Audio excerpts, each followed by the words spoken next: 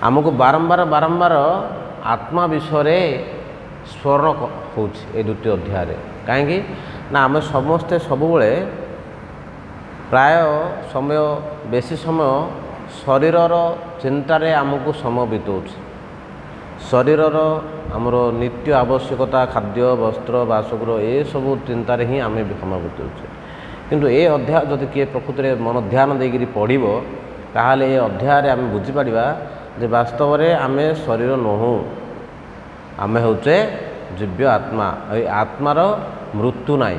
ये आत्मा अमर यही श्लोक रे कहुई कौन भगवान श्रीकृष्ण अर्जुन को बुझाऊँ कौन बुझाऊँ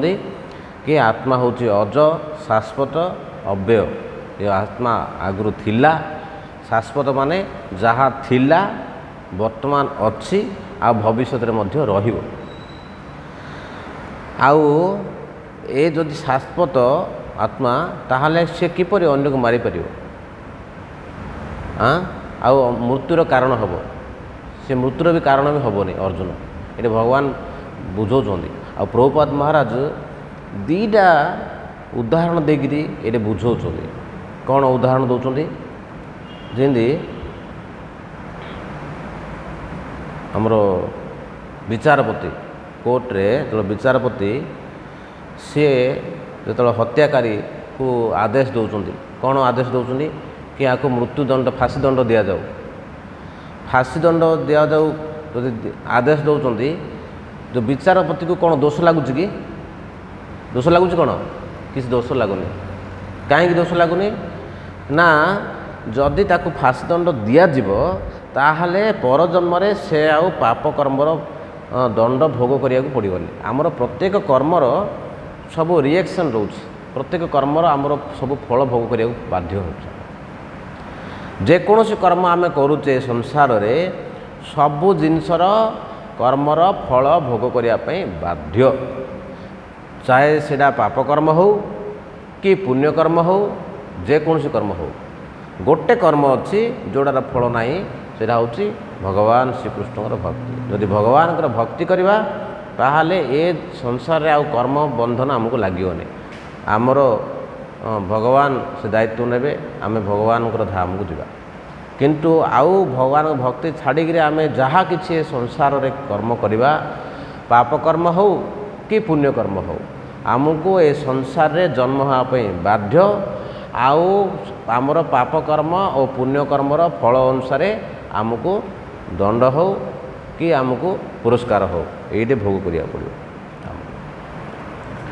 जदि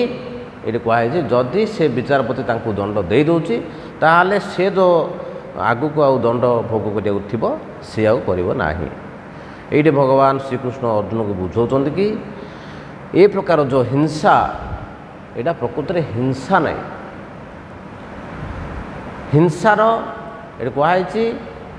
प्रत्येक जिनिसर आम सदुपयोग करवा सबु जिनसर आम हृदय क्रोध अच्छी हिंसा अच्छी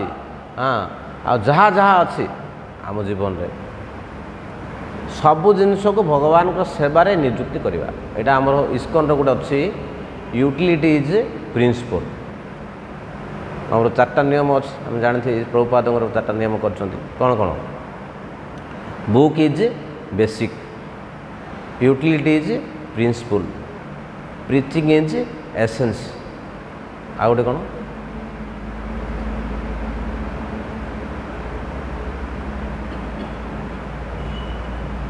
book is basic utility is principle हाँ हाँ आउ प्रीचिंग इज एसेंस आ गोटे कौन अच्छे तो से भितर यहाँ गोटे आस जेको जिनस प्रभुपाद महाराज थरे जाऊले बहुत बड़ उच्च छात उपर ठिया से शिष्य मान सब पाखे सब ठिया प्रभुपाद महाराज से बहुत उच्च छात उपर रही तलू अनाऊँ तलू अन तलुरे विभिन्न प्रकार सब माने कार जीप विभिन्न प्रकार सब गाड़ी घोड़ा सब जाऊँ शिष्य मैंने आश्चर्य हो अनाऊँ प्रभुपाद महाराज महाराज गाड़ी जाक कहीं देखुं तांके तो भगवान भक्ति ध्यान करिया कथा भगवान जप करिया कथा भागवत पढ़िया कथा एत समय धरिकी गाड़ी जाक कहीं अनाऊँ शिष्य मैंने विदेशी शिष्य मैंने बहुत चालाक थे प्रभुपाद महाराज को प्रश्न कले महाराज आपण ये गाड़ी जाओ एत समय धरी कहीं अनाऊँ शिष्य मानू डाकी कहले देख ये जो ट्रकटा जाऊँ ना बहुत सुंदर ट्रकटा बड़ ट्रकटा ये ट्रक आम जदि रथ यात्रा करवा से जगन्नाथ बलभद्र सुभद्रा को रखिकी बसिक आम जब रथ यात्रा करवा बहुत भल हेनी तो शिष्य मैंने देखिले अरे महाराज विचार बहुत उच्च विचार तांके ट्रक गुड़ा देखी जगन्नाथ को मन पकाउछन से ट्रक देखुना चैतन्य महाप्रभु आमर चैतन्य चरितामृत कहुई स्थावर जंगम ना देखे तार मूर्ति सर्वत्र देखई तार इष्टदेव मूर्ति चैतन्य महाप्रभु जोड़िकी देखुले गछ लता पहाड़ पर्वत सबड़े से कृष्ण को देखुले से आउ कि गछ लता देखु ना आखि आगे आमको सब दुषुचे कि दुषुना से प्रभुपाद महाराज आमर जोड़िकी देखुले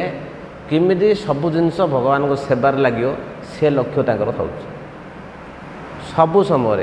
सबु जिनस को केवल भगवान सेवार लगे जदि भगवान सेवार आम लगेदेवा ताहले से जो जिनस आमर अच्छी सेटा प्रकृत यूटिलाइज हो जदि से जिनस भगवान सेवार लगिलानी सेटा यूजलेस बेकार किसी दिन आम साइकिल रे पेडेलटा जब बाहर अच्छी साइकिल जोड़नी ताल से पेडेलर किसी मूल्य ना जदि पेडेल साइकिल लगिगला तार से पेडेलर मूल्य बढ़ी जाऊँगी आम समस्ते भगवान सेवक नित्य जीवन स्वरूप है